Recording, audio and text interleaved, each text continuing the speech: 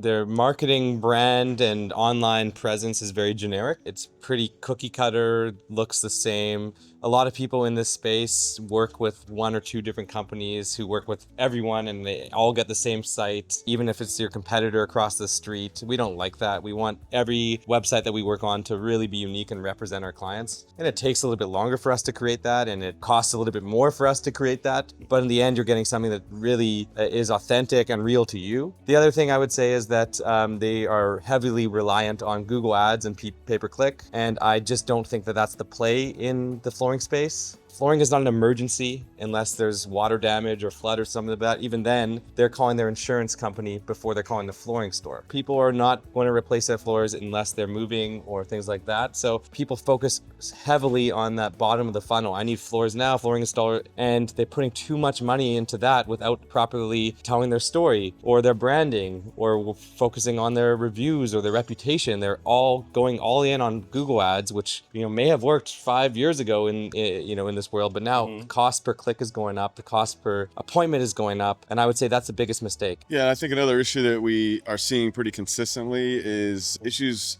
on the sales side. We can generate as many leads as we can get if we can get them for a reasonable cost, but if the leads aren't being managed and curated properly with the sales leadership team and the salespeople, our marketing efforts are sort of wasted. And we're seeing a lot of companies that really struggle in the conversion from a lead into an appointment into a sale. So again, on the theme of going deeper, we are spending time with clients learning about their sales process, creating some automation techniques to shore that up a little bit so that these leads aren't falling through the cracks. Daniel and I have both had experiences with businesses where we're working with them, we're generating a lot of leads, and then we get fired because they're going back and they're looking at their ROI, and the ROI doesn't represent what's actually been happening on the marketing side. And that's not a good feeling for us as agency owners. And so we realized, well, even if we don't want to get involved in the sales side, we kind of have to in order to keep that from happening. And so that's something we've been developing. We're spending a lot of time working with